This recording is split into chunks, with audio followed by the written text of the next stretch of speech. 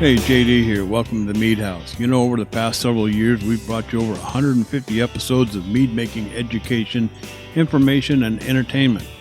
More than 100 guests have stopped by the Mead House, professional mead makers, medal-winning home mead makers, competition organizers, experts on yeast and honey, and brewers just like you and me have all visited to share their knowledge. Hey, the Mead House is produced for home mead makers and brewers looking for a bit of inspiration and information from the many guests and discussions we have here at the house.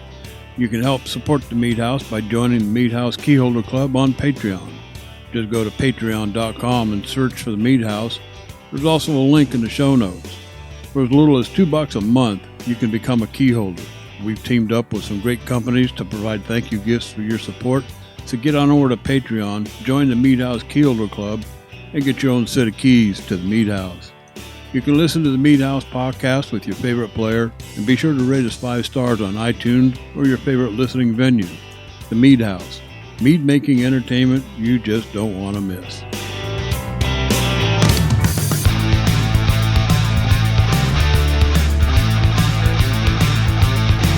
Hey, welcome to the Mead House, and thanks for listening to episode 193. And hey, welcome back, Cotter, I guess. I don't know if anybody remembers that show or not. I do. Geez, am I that old?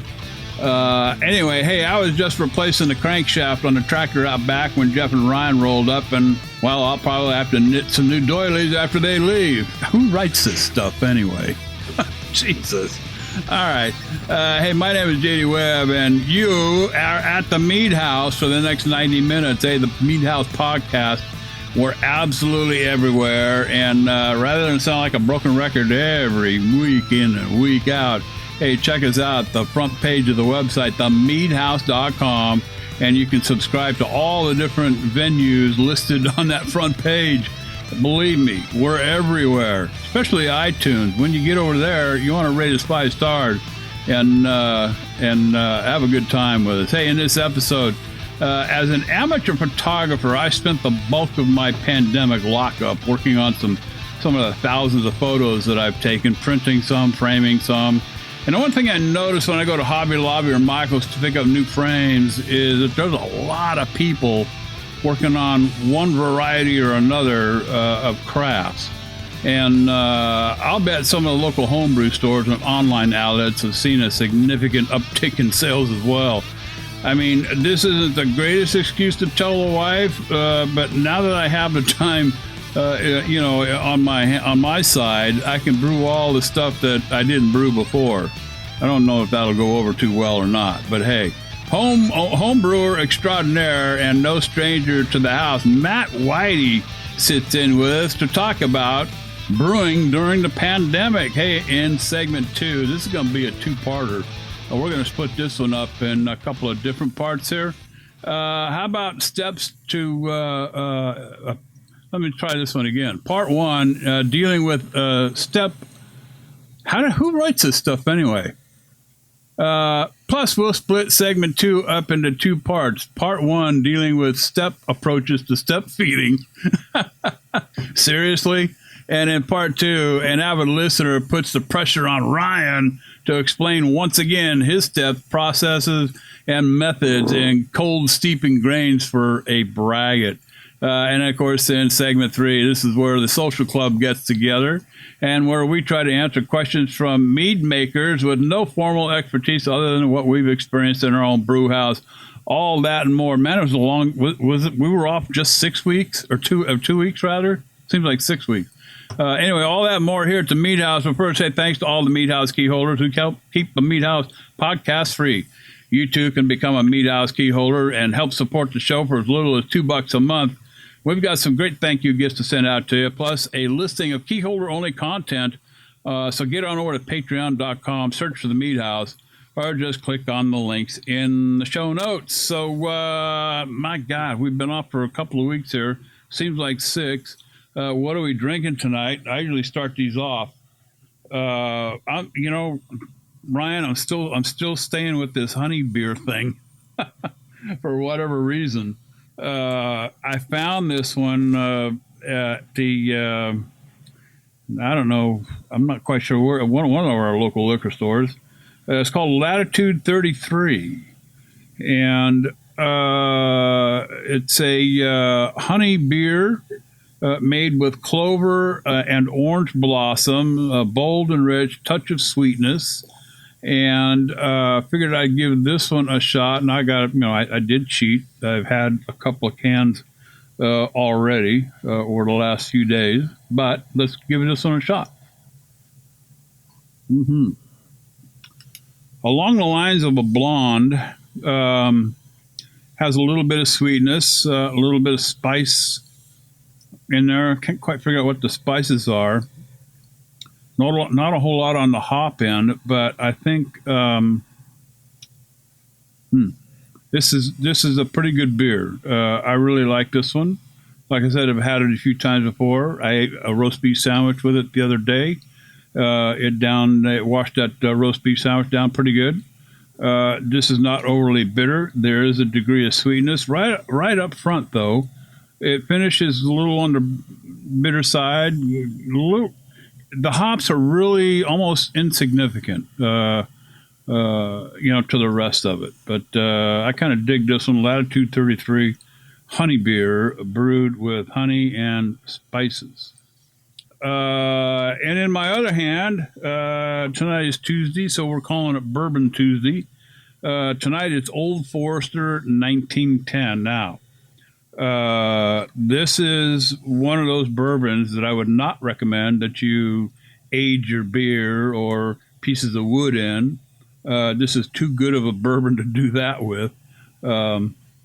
Of course, you might want to listen back to the discussion that Ryan and I had about tequilas and anejos and margaritas. That might help determine where I'm at with my bourbons and tequilas. But hey, you know what? If you want to make a whiskey sour or an old fashioned with Old Forester 1910, have at it. I ain't stopping you. All I know is my taste in this. Again, this is one you want to sit and contemplate. A lot of deep flavors. It goes way beyond the cursory vanillas and brown sugars and caramels. You get down deep into it, you start getting some of that citrus value, orange peels, a little bit of cherry, dark fruits in there. This is a very rich, deep, nice bourbon. A couple of fingers on a chilly night will do a body good. So that's what I'm doing here on this Tuesday night. So, Jeff, what's in your cup tonight? Well, I chose my beverages yesterday when we had 70-degree weather. Today we have 48-degree weather, but still no regrets. In one hand, I have a glass of Abita's strawberry lager. It is very lager heavy, and the strawberries, it comes in kind of mid to late palate and into the aftertaste, which I think is to its credit. I mean, it'd be probably cloyingly sweet if it was really, really pronounced. It's a really light kind of an aftertasty sort of a thing, and that's nice. It's refreshing, real light. I like this really well. In my second glass, taking a bit of a cue from Ryan here, I mixed a mead tail tonight. I was drinking some of my lavender blossom with Kvike yeast was it last time or the time before? And I was drinking some more of that this weekend and said, I bet this would be really good with some gin. So I tried that tonight, and it is really interesting. It kind of cuts down a little bit on the aggressiveness of the gin and really boosts the floral character of the lavender honey. So, this is real nice. Sounds good. That's all you're drinking? That's it. Okay. Hey, Ryan, what's in your cup tonight, buddy? Yeah, we're all kind of waiting there for Jeff to tell us what else he was drinking. Yeah. Like we all need to grow another hand or an arm or something to hold the other cup, Yep, so, slow down. Just two. Yeah. So, we've got Matt Weide on the show tonight. We're going to talk to some homebrewers over the next few weeks on how their pandemic brewing has been like. And lucky, Matt lives, I don't know, mile and a half away. So I was able to get a couple of bottles from him and sent a couple back his way. So I've got 2 of his bottles in front of me right now. One is a Riesling dragon fruit, which is very nice, very nice. And the other is his Idaho Snowberry. Now, this is one that I judged. I didn't know who it was. This is a competition. I had no idea whose mead it was. It was a blind judging. And I really liked it. I think I talked about it on the show, and I said how much I liked it. And it was really, really well done. And, I ended up taking the gold in the category. And, out of happenstance, it just happened to be Matt's, and he heard me talking about how much I liked it and gave me another bottle. So I've got that as well. And then just in case, now Matt is kind of he's the other side of the coin brewer as I do, because as dry as I like it is as sweet as he likes it. Kind of the dual opposites there, the yin and the yang. And so just in case I needed something to balance out the sweetness, I've got a very, very special or nice beer with me here now.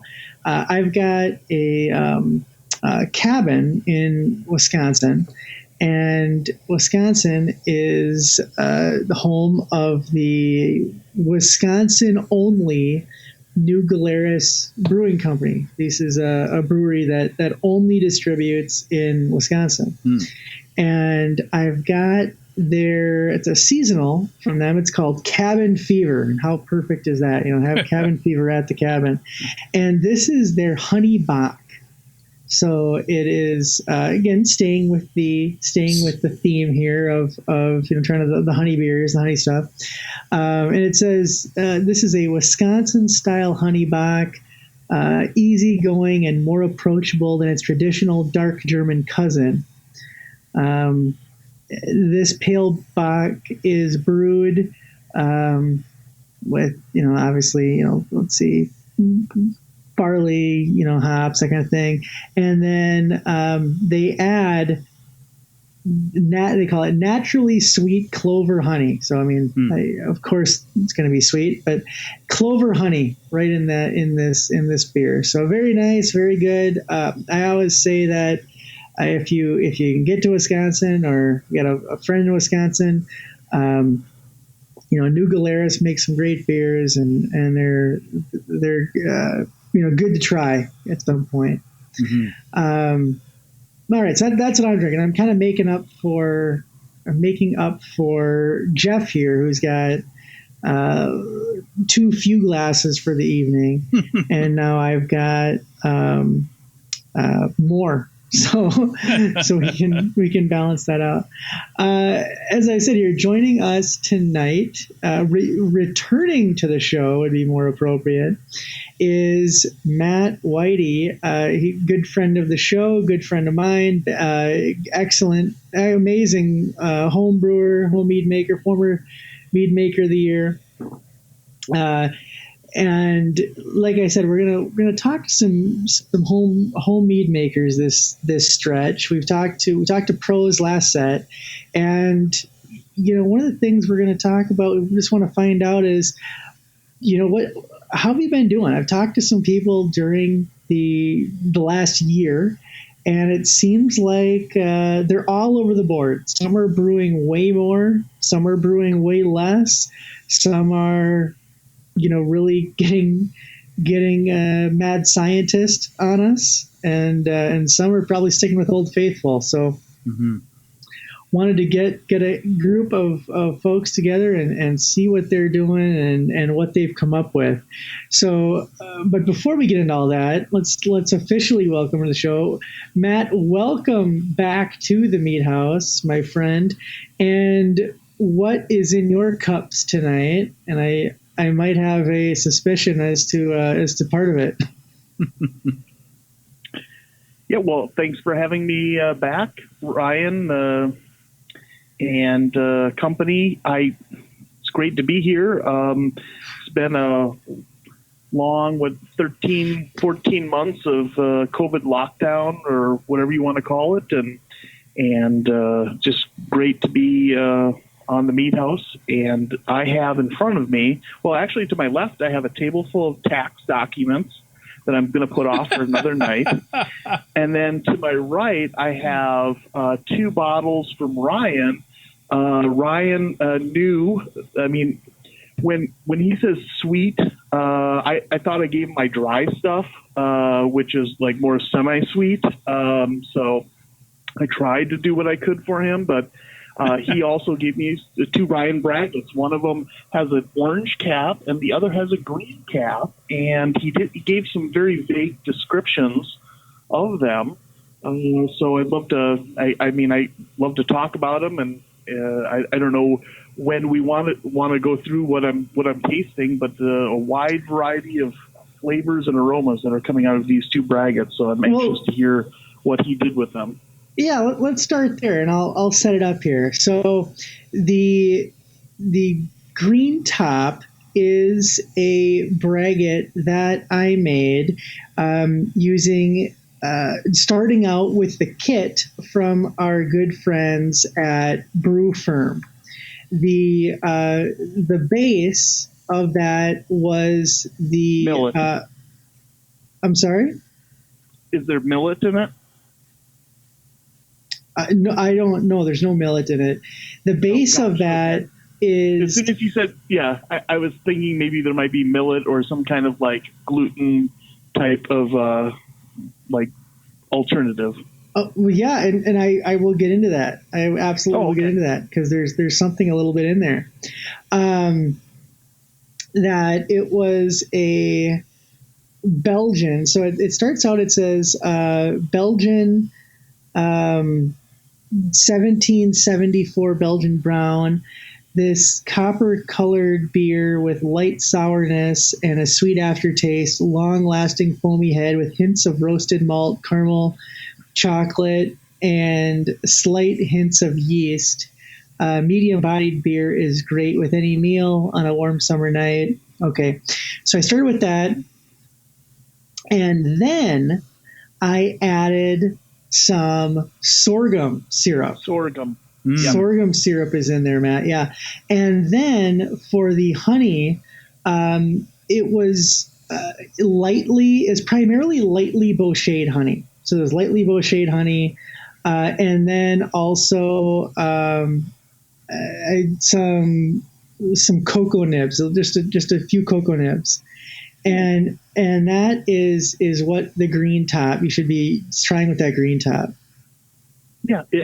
So it really reminded me of some of the gluten-reduced beers that I've had in the past. So that's why I thought millet. But sorghum makes sense. And then I also thought the honey was avocado honey because it had like that kind of buttery, toffee, slightly... If bochet of what you did, you caramelize it, that certainly makes sense. The other thing that I get is like almost like Australian licorice. There's a certain kind of like anise, deep kind of black licorice taste to it as well. But very, very good. And the head, I poured this thing probably a half hour ago. I'm halfway through it, admittedly, and the head's still on it. So it's a persistent head for sure. Excellent. Well, thank you for that, Matt. And in the orange top, I told Matt, I said, Matt, this is the weirdest thing weirdest tasting thing I've seen. This, it's just kind of morphed over time, kind of like one of JD's graphs. How it just constantly is changing and evolving all the time. Yeah. Matt, I don't like a Solera type of approach, huh? Yeah. Well, no, JD made a graph. This is a few years ago, and which for everybody there is a combination of I think malt, honey, and apple cider. Right. It's like a hard cider and a beer and a mead, kind of all like together, and it he kept opening bottles every maybe month or every few months, and it just kept changing flavors, just totally kaleidoscoping its flavor profile. And this orange top has done that for me. It just kaleidoscoping these flavors all over the place. I don't have my book in front of me to know exactly what the malt profile was in this one, but I know it was a lot of.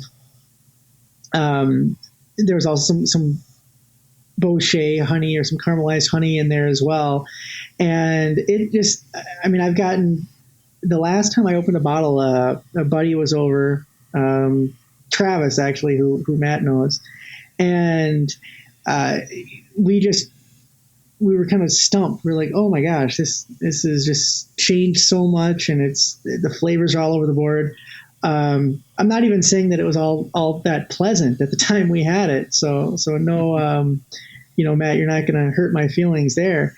But tell me what you're getting out of that.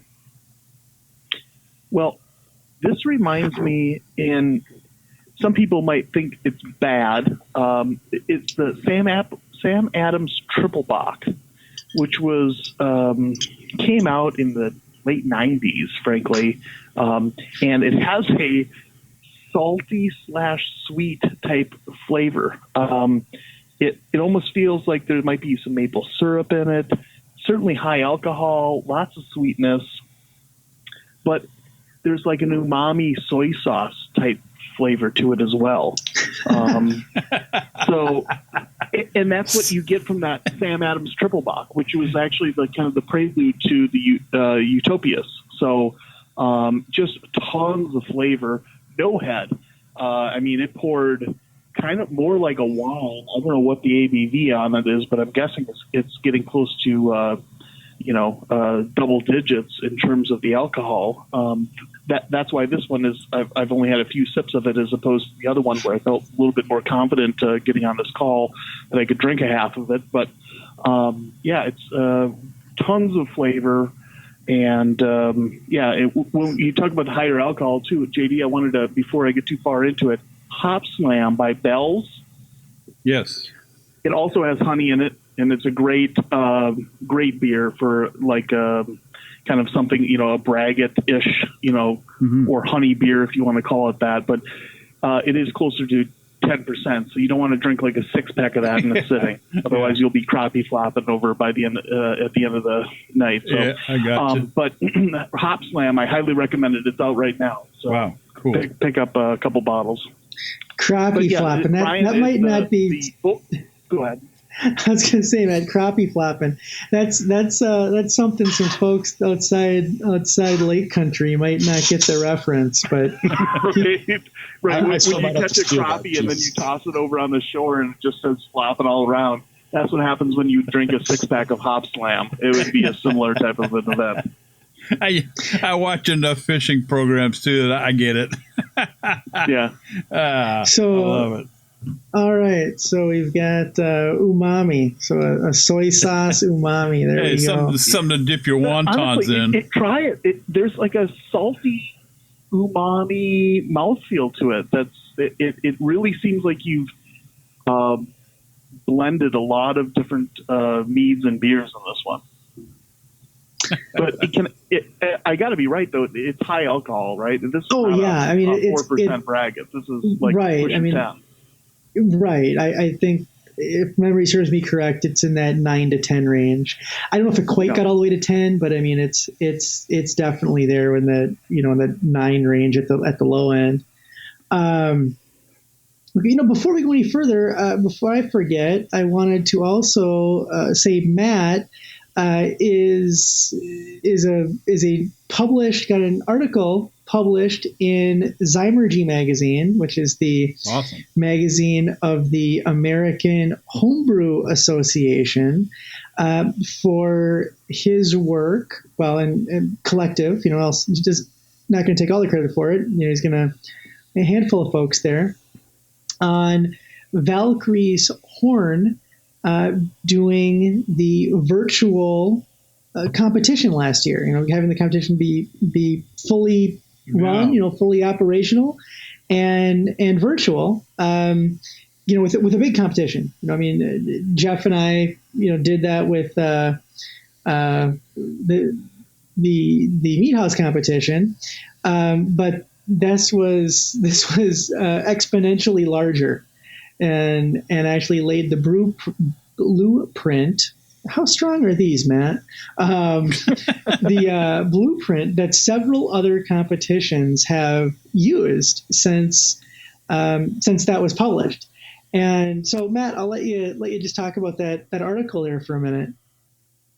Yeah, well, it's apropos in the fact that you're having me on talking about what are you doing during the kind of COVID lockdown. And one of the things that we did early on, which, you can debate what you should or shouldn't be doing during a lockdown, but we had a lot of time to go do Zoom calls and comb over the CDC guidelines and figure out what's what. And we were doing this in the spring, having meetings.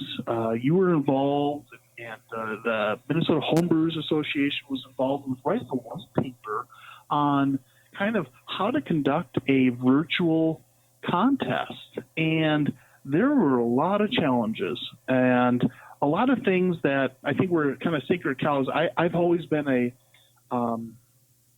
person that said, hey, I'd love to have a laptop. I don't write with a pencil and paper ever, right? Maybe you jot down a note, you jot down a phone number, something like that. But trying to write a score sheet with pencil and paper is very difficult. And a lot of people have said, well, we don't want to do that because people have their laptops or tablets and the beer gets spilled on them.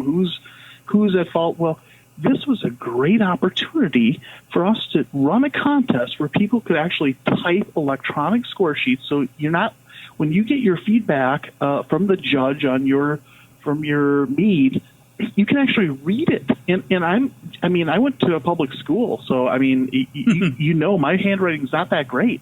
And so you sit there and go, it's a great opportunity to some degree improve upon a normal contest, and also allow people to be involved that maybe wouldn't be involved normally, because you can literally have folks. We had folks from Iowa judging meads that may not normally have, drove up to Minneapolis to judge. Well, they sent one person up, grabbed some meads, brought it down, and then they disseminated it to some of the folks in Iowa. And as long as it was kind of a short drive, and they were the people that signed up and they got the meads, then it wasn't as big of an issue. We really didn't want to ship any meads to any locations just because of UPS and the worry about something breaking. But it was a great experience, and wrote the article in Zymergy.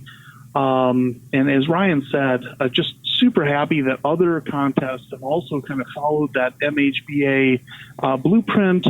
And even after COVID, I think that there might be some things that people will, I know a lot of contests now, instead of spending money on shipping out score sheets, now they're sending them electronically. We literally sent out score sheets the day that they were judged, or winners, I should say. We were able to just upload those score sheets, and a lot more competitions, I think it will be better for it. So that's one of the big things that I did over the last, let's say, 13, 14 months in terms of the COVID lockdown and running the competition, writing that article.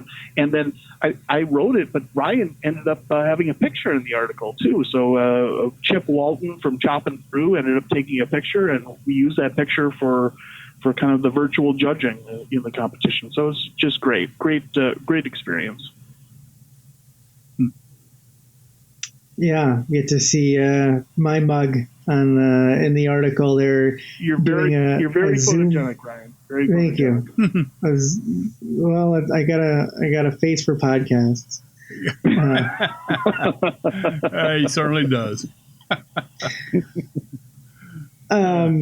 Very good. So Matt, now talking to us. So we talked to us about the brewing that you've done over the last year here. What's that been like for you? Have you been doing more, doing less? What have you been trying? certainly more. Bottling less.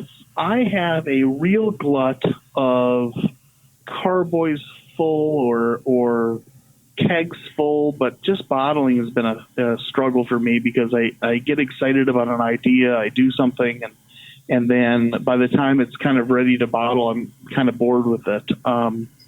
So I've done a lot of meads, mostly traditionals, and then a lot of what I'll call victory garden meads. So we actually we built a garden in our backyard in the spring. We have a couple of 11-year-old boys that want to kind of teach them about gardening and how to grow vegetables and the likes. And, good for you. And then we did a whole bunch. We grew a bunch of herbs, things like Thai basil, and make meads out of those things. So when you plant something like Thai basil, you probably only need a handful of Thai basil to make a dish. Well, once you plant that plant, you have more than a handful, right? So you start thinking about ways to use that. If it's sage or mint or any of the other herbs that you might grow, you go, well, I'm going to use this Thai basil in a mead. And it has, speaking of Ryanbraggot, an anise type of licorice type of taste to it. So not only do you get a little basil, but you get a little like anise taste to it as well. So kind of some victory garden meads, and then also just a lot of traditionals that I split. So Ryan, your tasting the Riesling was basically a honey from Wisconsin, a wildflower spring bloom honey that I ended up making a traditional out of. And then I blended it with a Riesling wine grape. I just made the wine itself. I blended it with that. I ended up actually winning first place with that mead at the Domrus Cup. So wait, Matt. Wait. Yeah. The Riesling, you're talking you blended it with an actual wine or the grape juice? Yep. No, the like a wine in a bottle. So yep. Well, no, I didn't actually buy a wine. I made a wine itself. I got right? you. So okay. you take a Riesling, like one of those. It was a kit, gotcha. frankly. Yeah. And then you could take that, and then I would take that. So you make it traditional, and then you make a wine, and you blend it. Oh, wow. There you go. Yeah, and then you take, and this is where a lot of people say, oh, Matt, you make a lot of small batches. I don't necessarily make small batches. I just split them up. And sometimes I'll even make batches of just like kind of I made a batch that I won, I think, third place for a blackcurrant mead with rose hips. That it was just a growler full, because when you transfer from one carboy to the next, sometimes you end up with an extra half gallon or gallon. Well, I just took the half gallon and I put it into a growler and I put rose hips in it and made it into another mead, right? So the same is true with this one that Ryan has. I actually made two. I made a wine, then I made a mead. I blended them. I won first place at the Domrus Cup this year with that Riesling mead. Wow. And then I went one step further with what I had a extra gallon of the Riesling mead.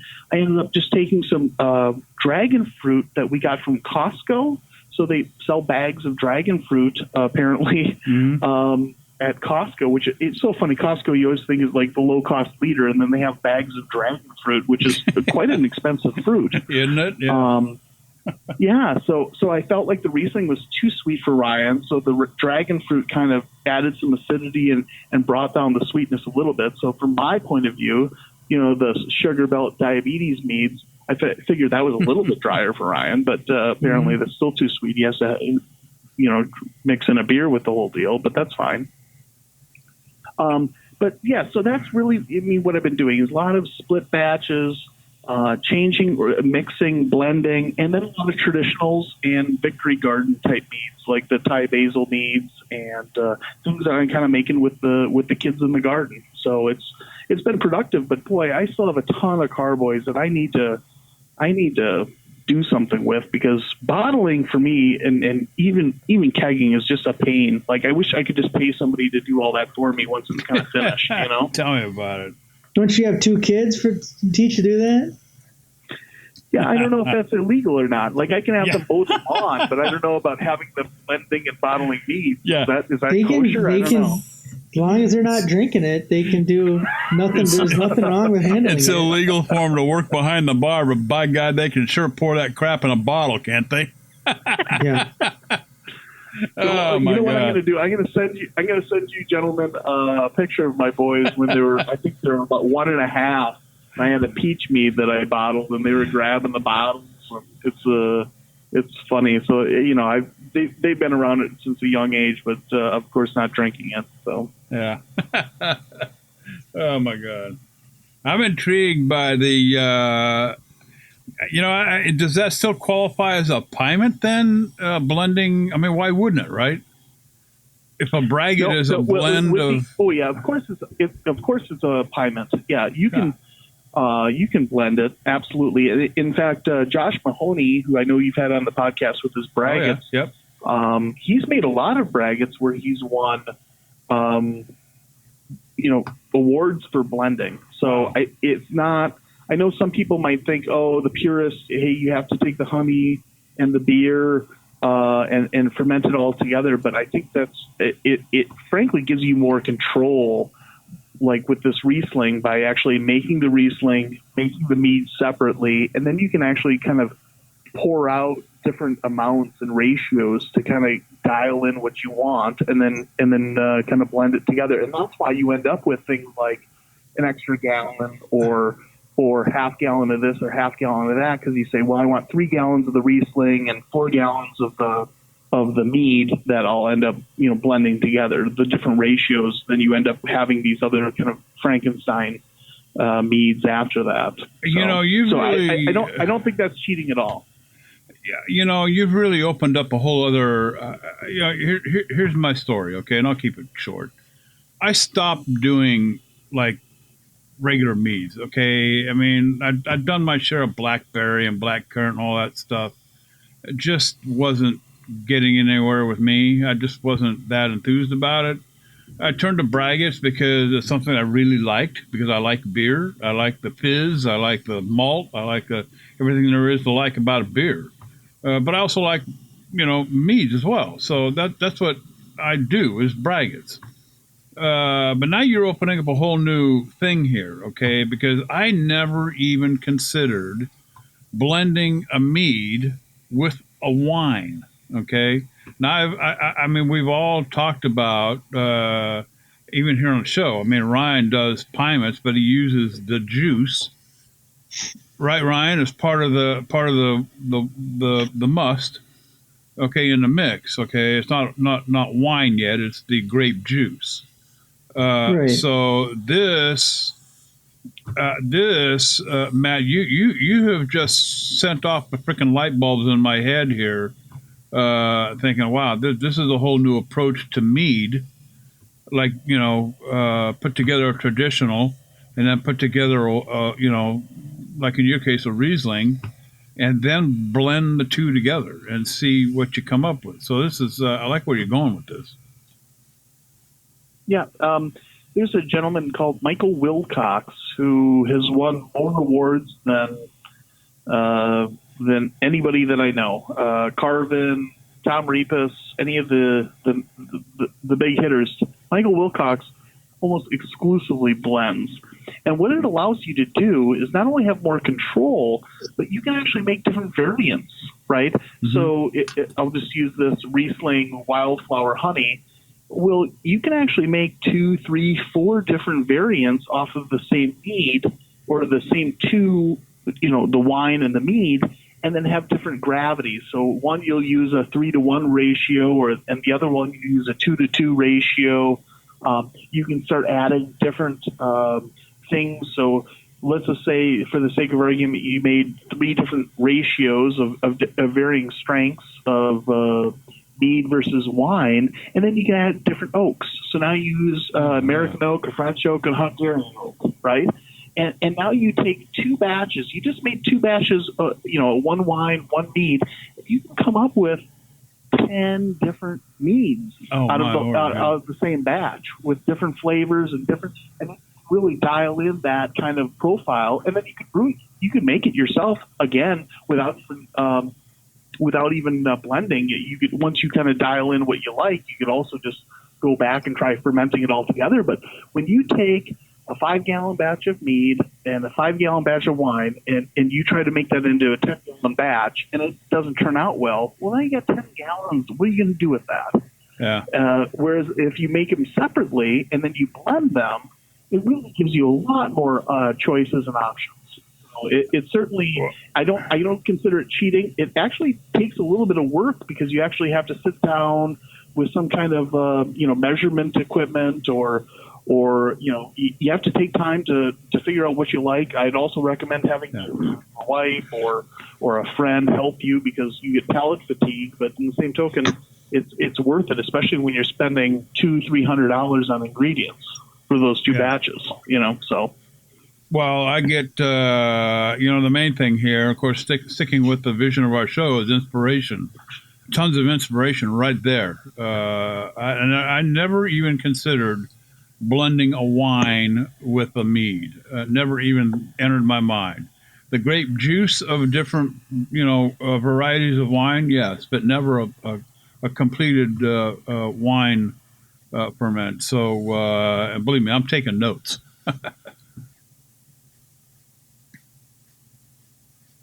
Well, it works. Michael Wilcox has proven to me that it works, and like I said, with that, and I could have given Ryan the Riesling mead, but frankly, I don't have too many bottles of it left, and that's part of the problem when you do those blending experiments because you end up with only like a gallon of this or 2. Yeah. When you're splitting things up, it's great, but in the same token, you don't always end up with. You go, okay, with this one, oh great, I only have 3 bottles left. Plus, it's sweeter. I figured the dragon fruit would be a little bit more up his alley because it's not quite as sweet. But anyway, it certainly gives you more options. Absolutely. So with this whole pandemic thing and everything, so bottom line, have you become more frustrated, or did you find that you had all this extra time on your hand and you thought, holy cow, now I can do all the stuff that I wanted to do in the past? Yeah, I think a little bit of both. Yeah. I think I have so much time on my hands that I felt like, boy, if I don't paint the basement, I don't know when I'll ever do it. And then I don't paint the basement. And you go, how the hell did I not paint the basement during this last 13 months? Yeah. Or how did I not clean out the garage? Or how did I not end up setting up that new system with a 3-sink basin in my basement, and it's amazing how much time I felt like I had, but I really didn't. And you just kind of use your time up in different ways. But I certainly have brewed more than I would have in the last 13 months. But in the same token, just in different ways, a lot more blending, a lot more tweaking. A lot more experimenting with herbs and spices that I grew in my garden that maybe I wouldn't have normally, but it's been a good experience from that end. And then also, the big thing has really been the Valkyrie's Horn, doing a whole competition virtually. I mean, that's the kind of thing that never would have been done because people have said, why are we going to do that? Let's get together in person. How much fun is it? The IRB, seeing you, meeting you, and just being able to talk to all the different people. That's half the fun. But in the same token, it forces you to do something virtually, and you go, let's rethink how we do a mead competition. So that was also a great, kind of satisfaction out of the whole thing. Yeah, I agree. Where we saw a lot of competition just fall off the wayside and never come about. A few of them out there were able to put together a virtual component to try to make this thing happen, and I think a lot of good ideas came of it. I know I don't know about Ryan and Jeff, but I've been retired for many years now, so I can't say with all this extra time I got. this whole pandemic thing, being forced to be locked in, locked down, whatever, has caused me to kind of rethink my brewing capacity here. And I've talked about it a couple of times. I've been looking at a couple of fermenters, and my whole line of thought now is, after taking a really close, hard look, I need to trim down. I've talked about this on the show a few times here in the past, in fact, recently. And I want to get more into small batches. I'm tired of supplying all my neighbors all of their alcohol. Of course, during the past year, we haven't been able to share like we've shared in the past. People get freaked out by, you handing them a bottle of braggot or whatever. So it's caused me to do some thinking. And, Jeff and Ryan, I for one, I am trimming way back. And I mean small batches. I mean, we're talking 3 to 4 gallon size stuff. Enough of the 5 gallon stuff, because frankly, I just don't, I can't drink that much anymore. And if I don't share it with the neighbors, then I wind up with keg after keg after keg that are 3/4 full, half full, full sometimes, that stick around forever. And then you got to wind up throwing it down the drain because they're just, they're not good anymore. So it's caused me, this whole pandemic thing has caused me to rethink my entire, even redesigning my little brew station setup. And I'm going to go down to one fermenter. I picked one out over at Spike Brewing. They just came out with a new one. I can't remember the name of it, but the routine. You're spikebrewing.com, and you'll see it. It's probably one of the first ones that will come up on our website. But I've taken a real close, hard look at it. It's something that's right up my alley. And small batches. I'm sitting here with Brewferm. Ryan, I know you did yours. I've got 3 of them in a can here. I got the Bighorn Blonde. I've got the Flemish Fiend, brown ale. And then I've also got that Sinister Stout that's still sitting here in a can that I want to get to and get tended and get fermenting. And I intend to do small batches with these and just stay with that format. So that's what the pandemic's done to me, Ryan.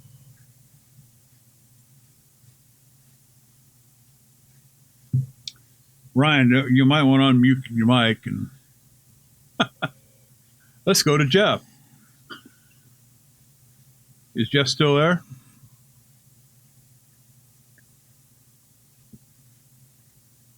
Hello? Is anybody there? Yeah. Okay. Yeah, I'm here.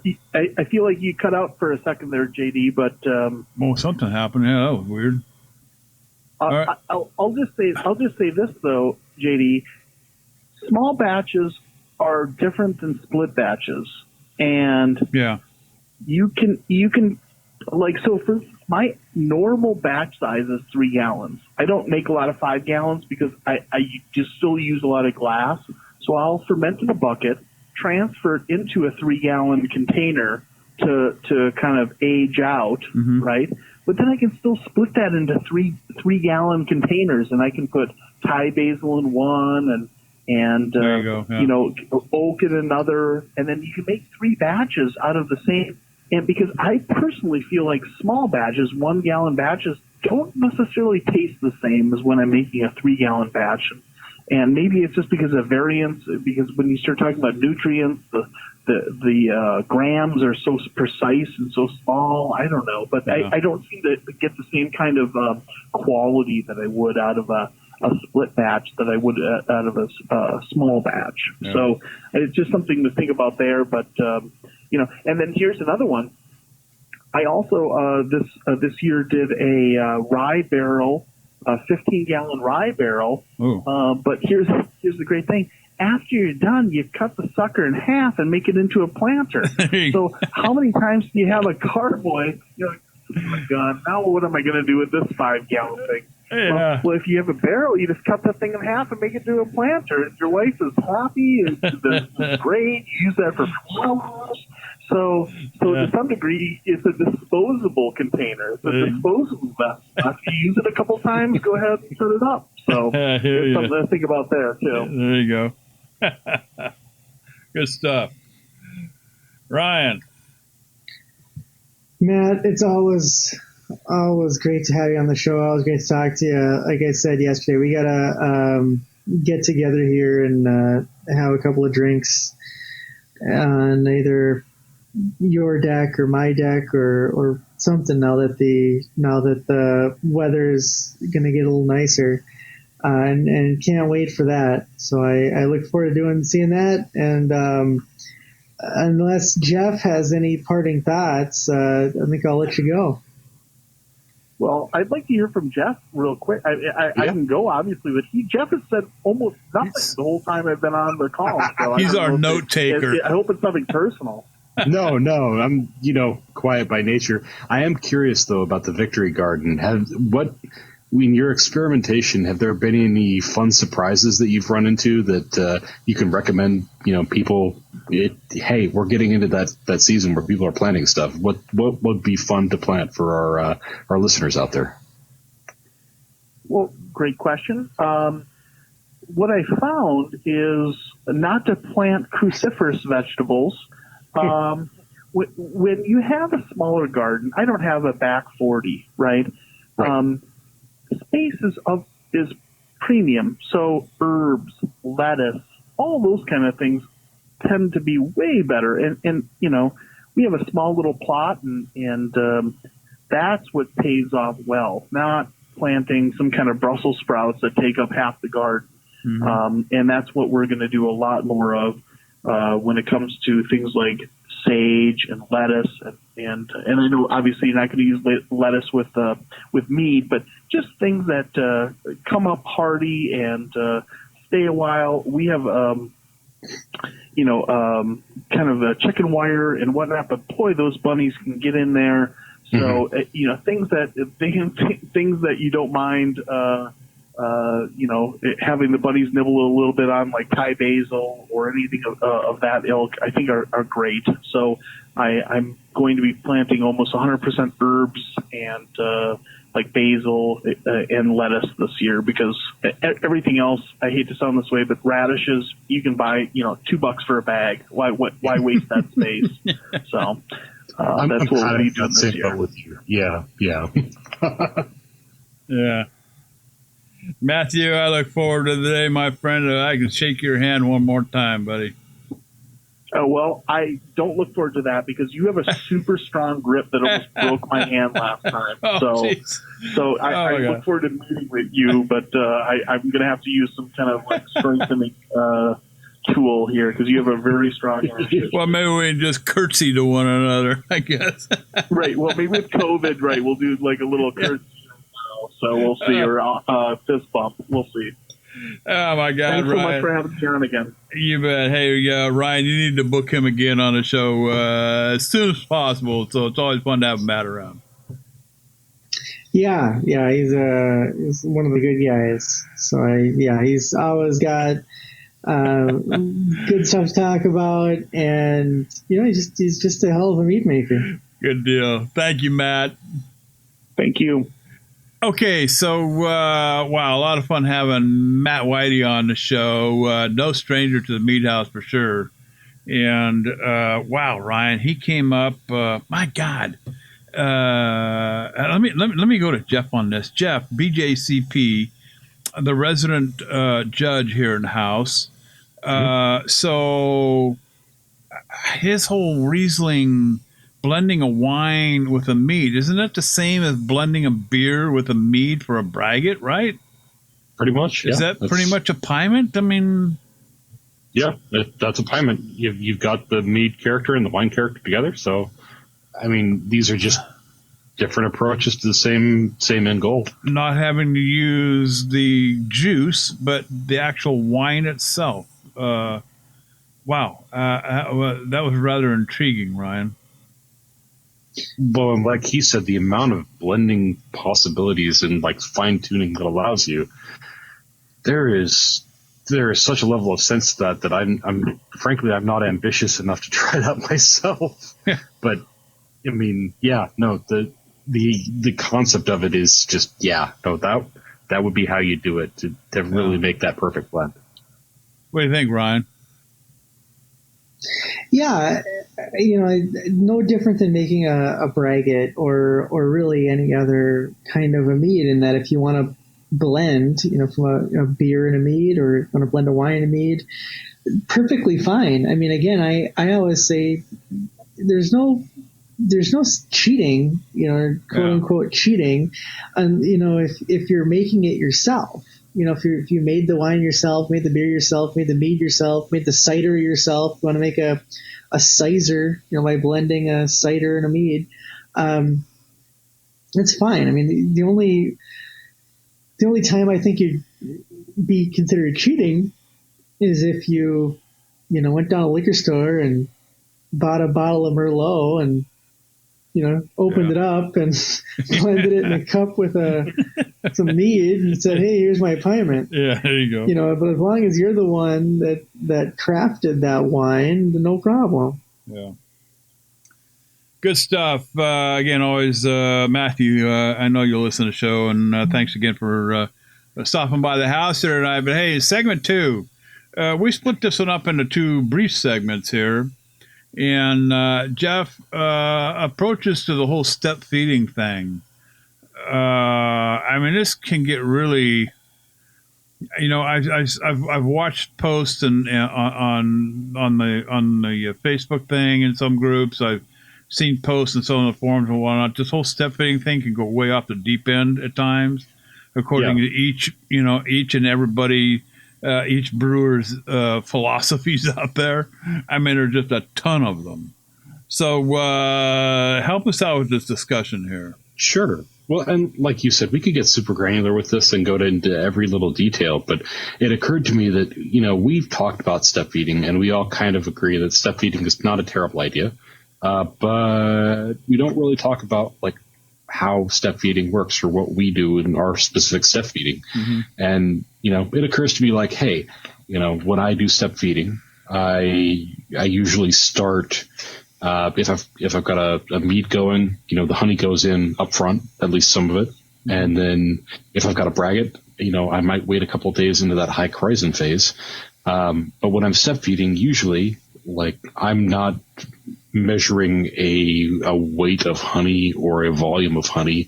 I'm looking at, okay, well, the SG on this braggot at the moment is 1048, and I want to bring it up to 1058 today, and then I'm going to add another 10 points in 2 days or something like that. Right. That's kind of my approach to it. And I was curious how you guys approach it too, because I have a feeling there's just so many different ways to skin a cat that PETA would freak out. Well, yeah, when I was doing, things like traditionals and whatnot, I mean, there was a whole protocol, that whole Tosna thing. Okay. Mm-hmm. And, I don't remember the website there, but there was a website that's real popular out there, which it'll help you put a batch together. Gosh, off the top of my head. I'll find it and I'll put it in the show notes. How's that? But if it'll break it down for you, you put the amount that you want to brew, and then the amount of honey that you want to use and whatnot, and basically hit the button and it spits out your calculations for you. So much of this at this point, so much of this at that point, and whatnot. I was doing that under the Tosna protocols, doing some of the bigger meads. Of course, the 2 biggest meads that I did were the 2 port style meads that I did. Those were frickin' brain draining frickin' things where you really had to stay on top of it, because you're trying to push a yeast way past its, stated tolerance, or at least get it as high as it could go. So that involved really paying close attention to, the nutrients that it was going to require in order to keep that yeast pedaling along with each small addition of honey that you had to make. So there was that. Now, flip the coin, and let's talk braggots here, okay? The braggots, like Ryan, that I'm doing are lightweight. I mean, we're talking 4%, 5% at most, okay? Sure. I'm not worried about the toes nut at all, okay? My nutrients go in up front, okay? Done deal, all at once, and I don't worry about it after that.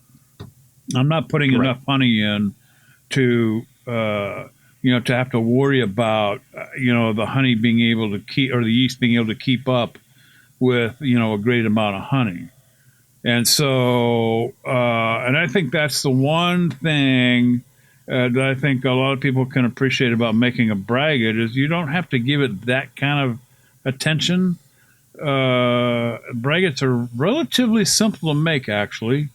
And don't require the intense looking after that some other project may. So that's kind of my brief rundown on how I do it here at my brew house. If that made any sense. Sure. Let's shoot the microphone across the table, right here. Yeah. So you guys know that majority of my stuff would be considered session strength or maybe getting into standard strength. Mm-hmm. I'm not trying to go all the way to, 25% or something like JD was doing with his port mead. So for me, the step feeding, the reason I'm doing it, again, there's a couple of reasons someone might step feed. And one of them is trying to coax the yeast along past its alcohol tolerance, getting up to, if the alcohol tolerance is 18%, trying to push it to 20% or something like that. The other reason would be to flavor profile. So trying to have not blow off all of the aromatics in a vigorous primary, for example. Mm-hmm. And that's usually where I am. And so I'm doing it more by like the site, like the handful and the pinch. I mean, some people, so what I mean by handful and a pinch is like a recipe. It's a cup of this, it's an eighth of a teaspoon of that, et cetera, et cetera. Or you can say, it's a handful of flour and a pinch of salt, mm-hmm. and that's not exactly the same level of precision that you get with the other thing. So again, I'm going here with the just, the handful and the pinch, meaning that I wait till it's about high Kreuzen or just after high Kreuzen, and then I'll add a little more and get that going. And that's what I do when I'm making like braggots, for example. If I'm using my braggots, my honey or candy syrup or something, just to keep that flavor and that aroma in there. But I'm not taking a gravity reading. I'm not really too worried about it because it's I kind of know where it's going to be at that point, and I'm not trying to push something that's going to really, really stress the yeast. Yeah. And so that's kind of how I go about handling the step feeding. What about you, Jeff? With your project, how do you handle it? Well, and I have been embracing a lot more of the session meads lately than higher strength meads, just because, especially with this year, I'm the one drinking most of my product. The big gatherings that my wife and I have had over the years, where half a keg would be gone in a day. Mm-hmm. Nope, not happening anymore. Yeah. So yeah, session strengths are a lot easier for me to have, more than one pint glass and go, oh, okay, well, yeah, I'm done. I had a little buzz. I'm happy with that. When it comes to a session strength, I kind of have a target gravity in mind. Whether I'm doing a something with like fruit and honey or a braggot, I come into that with like, okay, well, I want to have 1080, my target gravity, or 1060, whatever. And if I brew the beer side of a braggot whether I hit like 1048 or 1042, I know I'm going to get to that 1060 with honey. So I kind of go, okay, well, once the yeast is active and bubbling, then I'm going to throw in the yeast, and I'm going to generally throw in my my nutrient up front, and I'm going to aim for that 1060 that I'm aiming for altogether. And once we hit high Kreuzen, then I'll cover that point difference. Yeah. It's 8 points or 12 points or what have you.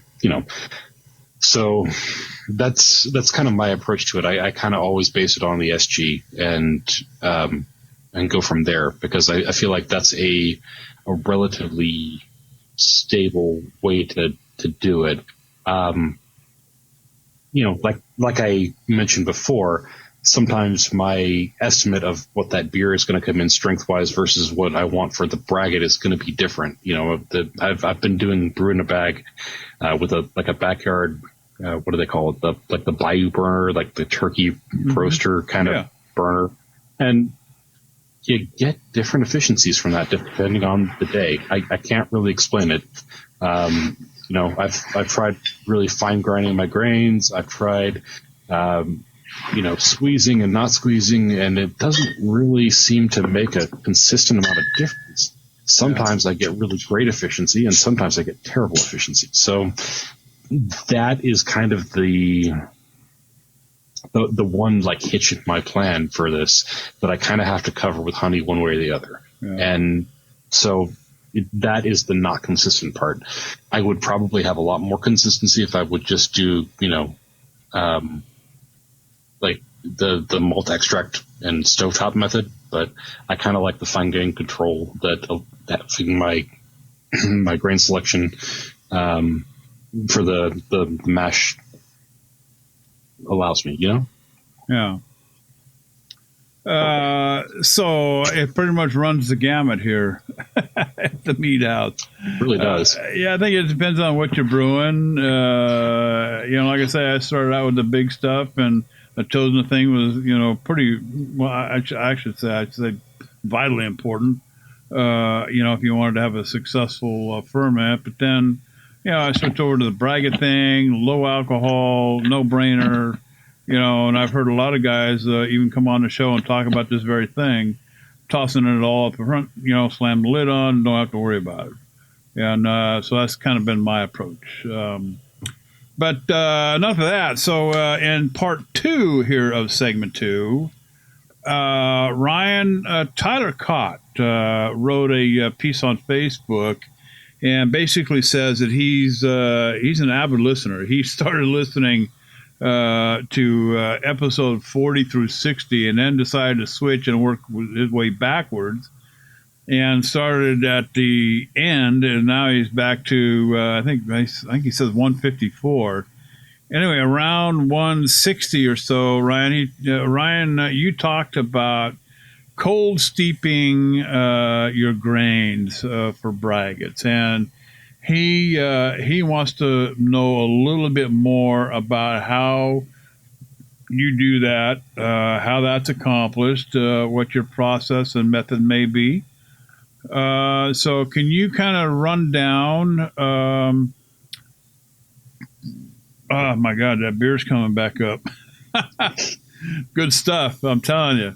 Anyway, Ryan, can you kind of run down your method and process for steeping braggots for a Ryanbraggot, and maybe give us another refresher on exactly what a Ryanbraggot is? Yeah, so there's a couple of different versions of the Ryanbraggot out there that have evolved over time, and I'll kind of run through the three that are prevalent or that are out there, and within that three there's a couple of forks, but we'll try to make these as simple as possible.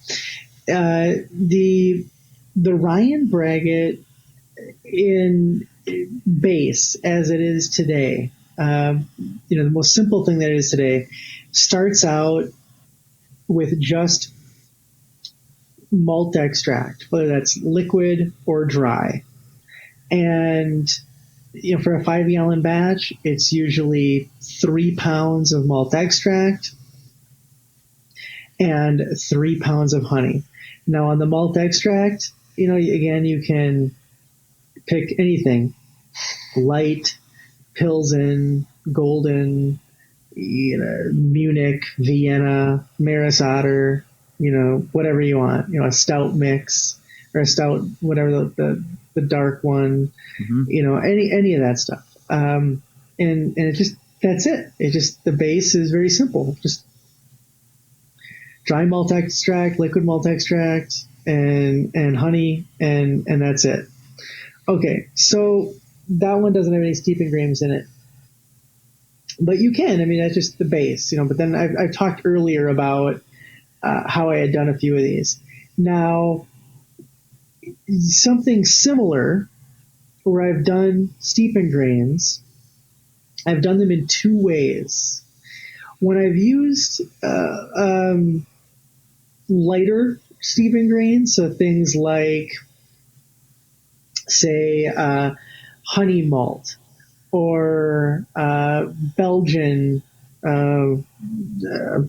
aromatic malt, or say something to get the carafoam or something like that. Mm-hmm. I typically do them at a steeping temperature. So I'm gonna blank at what the best steeping temperature is, maybe like 160 or something like that. And I would do that kind of hot steep or warm steep or whatever, whatever that'd be called there. Just traditional steep, traditional steep. When I use darker grains, like, your chocolate malts, your black malts, your roasted malts, things like that, I've done a cold steep. Mm-hmm. And with that, it's taking the grains, putting them in a grain bag, putting them in cold or room temperature water in a bucket or a big kettle. You put a lid on it, and you just let it sit for about a day, 2 days, maybe tops. And you can put it in a fridge if you want, or if it's cold cellar or it's cold outside. I mean, you don't want this to get too warm. You don't want it to kind of turn funky on you. No. But the idea is you're extracting, from these grains without heat, and without the heat, especially with dark grains, you get a much milder flavor. You're not getting any of the harshness or bitterness that would come out from, sometimes if you do the hot steep with some of the dark grains. So that might be what he's referring to as well. Now, the third version, and this, we're kind of getting a little liberal here with the term Ryanbraggot, and just kind of, now we're just talking about types of braggots that Ryan's made. But I've also done one where it is all steeping grains, just all steeping grains. So take, a bunch of pounds, I don't know, a handful of pounds of your grains, do your cold steep. So maybe, I don't know, maybe did 5 pounds of some kind of roasted malt or something. And you put that in your bucket and you roast it, and then, you steep it. You steep those roasted malts, and then pull the grain bag out, put that liquid in a pot or a kettle, and bring it up to a boil just to knock anything out that was in there. And then instead of adding any malt extract at this point, it's just all honey. Mm-hmm. You just do it in complete honey, and the only grains involved were those steeping grains. So those are kind of the 3 different ways that I've done the braggots. Trying different things out. Number 1 is just 100% steep, and not no extract, all honey. So just the steep. We're not even talking like a mash here. The second one was a steeping grain. Whether that's hot or cold, whether it's light or dark grains, and then adding your malt extract, and then your honey, and then number 3 is just purely extract and honey, no steeping grains, and then again the steeping grain, the cold stuff, I just like putting in a bucket in a grain bag for about a day at a colder temperature, and letting that hang out. Now, I've talked here all about either extracts or nothing. I not to say I do absolutely also do all grain braggot brewing. I tell you guys, I do mine at brew in the bag. That's how I like doing my all grain, the brew in the bag method. And that as well, can get into a Ryanbraggot by just, again, doing your calculations and making sure that you're getting, again, if you want to do that really simple, about 50% of your gravity points or so from the grains, and then the rest from honey. But when we talk about the Ryanbraggot, we're typically talking about the extract method here. To go as quick and fast as possible. I mean, whip up a batch in 30 minutes here while the kids are taking a nap or something like that. No problem. So that's that. And Tyler, I hope that helps. If you have any other questions on that, again, shoot us a message on Facebook and we'll get the answer for you. But good luck. Please let us know how that braggot turns out for you, and we might even have you on the show to tell us about it. Tell us what your experience. Absolutely. I mean, he's on the right track. He's talking about steeping his grains for 24 to 36 hours. Bring it to a boil, add his LME, flame out, toss in the hops for 30 minutes while the wort cools. Rack it to a carboy, add the honey 24 hours around the high Krausen point. So he's on target here with his method here. So, absolutely. Absolutely. Tyler, best of luck. And then the last point here, he finishes with, from what I've gathered, a braggot is a Ryanbraggot if grains are cold steeped, hops are after flame out, and pulled honey at high Krausen. Well, braggot is not necessarily a Ryanbraggot. A Ryanbraggot is a braggot. Okay. Well, I think he's saying that a braggot is a Ryanbraggot, or a braggot qualifies a Ryanbraggot if he does these things. Absolutely, it does. And we didn't even talk about the hops, but he's right. I mean, a lot of the Ryanbraggot that I've talked about is especially with the straight, extract and honey. I say that if you want to, what I often like doing, because it kind of is a little bit like a pale ale, like a really light pale ale. When I say light, I mean like a light bodied pale ale. Yeah. I do 1 ounce of hops per gallon, so 5 ounces of hops for a 5 gallon batch. I throw it in after flame out, so after it comes off the fire, comes off the heat. You might want to let that. You can play around with letting the temperature drop a little bit, below boiling if you want. Throw those in a hop sock, toss them in, let them just hang out for about 30 minutes or so. You can do longer or shorter, it depends temperatures, but around 30 minutes is easy. And just pull that out. And then when it's pitching temperature, pitch your yeast and go ahead and just a lot of options there on your yeast as well. I really kind of like playing around with that, because if really different profiles just by playing with those. So Tyler, you're absolutely right. I mean, you're following kind of the Ryanbraggot method here. Do your cold steep, bring that to a boil, add your malt extract, wait till cools down, or take off the fire, add your hops, wait till pitching temperature, pitch the yeast, wait till high Krausen, add the honey, and then bottle. If you're going to bottle, and if you're going to bottle carb, add some more honey, as your priming sugar, and you'll be great. Dead on, sounds great. Love to hear how it turns out for you. Absolutely. And Tyler, be sure and get a hold of us. Jeff, final thoughts on segment 2. Yeah. So, the thing I think that is is good to enforce on cold steeping is, when you're handling a cold steep as opposed to a standard temperature steep, what you're getting is not the sugar from the grain, you're getting the flavor from the grain. So it really does apply better to the darker grains that they really don't have a lot of sugar that is accessible to the yeast in the first place. And you can get some bitter flavors doing the hop process with those.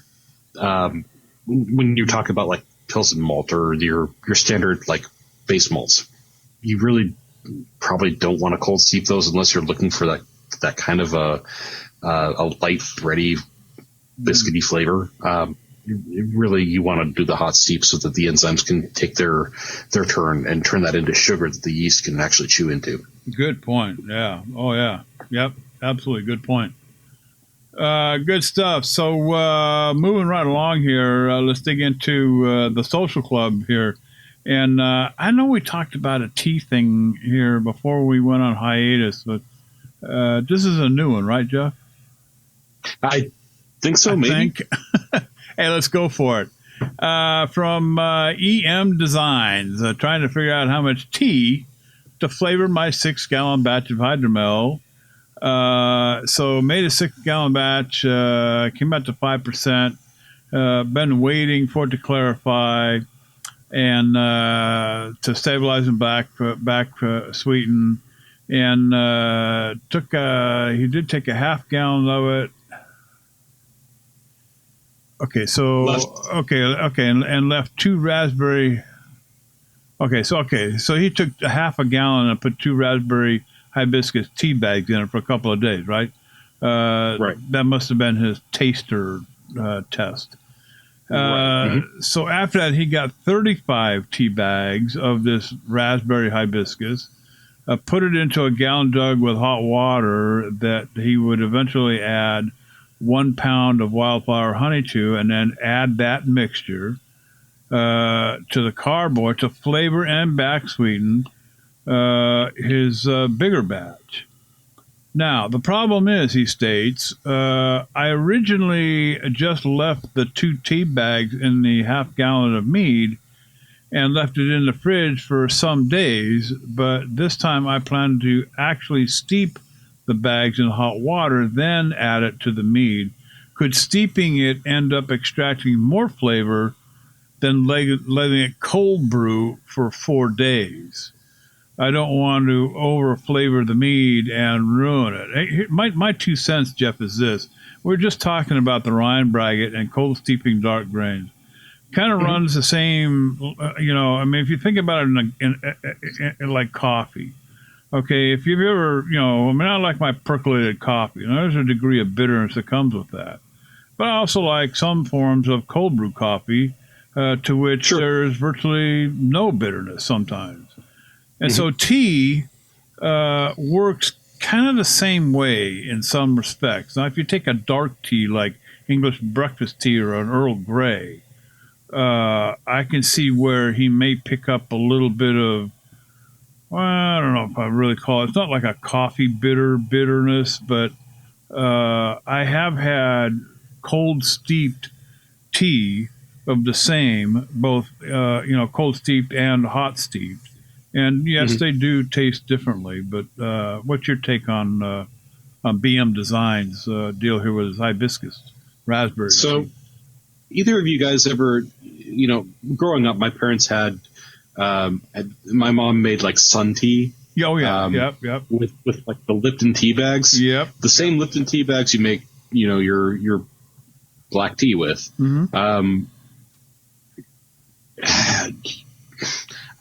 I cannot for the life of me remember the episode number, but we had our friend Jessica from Mountain Rose Herbs on, and we talked to her about like the tinctures versus the hot process versus the cold process. It's not so much that you're going to get more or less flavor; you're going to get different flavors due to that heat or the cold, and that might be a good thing. I kind of happen to like doing a hot process hibiscus when I'm making a hibiscus mead because I like the really tart flavor that it brings to it, and I think it plays nicely with the sweetness of the honey and the floral character. Excuse me. So that's that's kind of my 2 cents. At the same time, you get nice floral character doing a cold process like steep with hibiscus too. So, this is a little bit of experimentation on your part to figure out what exactly you're looking for. Mm-hmm. Yeah, I concur. Ryan, 2 cents on the tea thing? So I've used tea. I would think about a couple of things. I've used tea up front. So, you make a gallon of tea, and then you add your honey to it, and you ferment it out. If you are adding tea that is in a tea, like individual tea bags, that are kind of in individual packaging, I assume, and again, I don't know, I'm making an assumption here, but let's assume that if the sealed little pouch, that sealed pouch is pretty, packaged under sanitary conditions. Okay. If you go to, the tea shop, for example, and you say, hey, give me 4 ounces of Earl Grey, or a half a pound of green tea, or something like that. Mm-hmm. And, they're just taking the scoop, kind of like the bulk bin at the supermarket, mm-hmm. Right. There's, there could be some stuff on there, it could be some little buggies on there that you don't intend to use. And so again, I would say that if you're making a hot tea, and you don't need to get to boil. I mean, yeah, boiling is great, right? But I mean, I think even if you're up to like 180, you're going to knock about everything else out. Yeah. Mm-hmm. So if you're doing that, you're going to be fine, no problem, no matter what you're using. But if you're making mead, and then after you've made the mead, you say, hey, I kind of want to steep in some of this, I don't know, blueberry mint tea. Okay, well, if it's sanitary pack or something like that, and it's an individual tea bag that was vacuum sealed or something, you're probably okay. Nitrogen or whatever they've puffed in there or something. Yeah. You're probably okay to just take that out of the little pouch and drop it in and steep that in your traditional and see what happens. At the same time, if it's not, if it's one of those tea bags that, like I said, it's either a bulk tea or maybe it's one of those tea bag packages where all the bags are kind of loose inside. There's one bag that you tear open, or one pouch you tear open, and then there's like, 15 or 20 bags just kind of sitting in there, and that's been open for a little while. You're not really sure what's on there. You might want to be a little bit careful of that and just say, hey, okay, I'm taking a little risk here because I don't know what's on this, and something might contaminate the mead. So again, I just think about that. You can definitely do it up front, like you kind of make tea and use that as your brewing water, or if it's afterwards, just think about the way you should with anything. What am I adding here as an adjunct, and am I sure that it's okay? It's going to give me the risks or something that I want in there. Yeah. Yeah, good point, for sure. Let's see. I think I got time for one more here. I'm just I'm looking at the ones that I want to. Let's see here. Okay, that one's going to be a little easy. Let's try this one by Moon Forge. 2 viscous, any thinning agents. I decided to use a bit of syrup along with the honey for my most recent batch, and I'm finding that midway through the fermentation, the batch is still a bit dense and gloopy, for lack of a better term. I'm not quite sure what he means at that point, but is there anything I can do besides simply diluting the solution in water to help mitigate this? Recommended filters, thinning agents, etc. What, like turpentine? No. Any help is appreciated. Love this subreddit. I don't know. know, Jeff. I mean, I'm you know what? The first thing that comes to my mind is he didn't mix up his honey well enough prior to incorporating his yeast and getting that fermentation started. I don't know what else gloopy might mean here, but he's also talking about midway through fermentation. So I'm not quite sure where he's going with this. Maybe you can help us out here.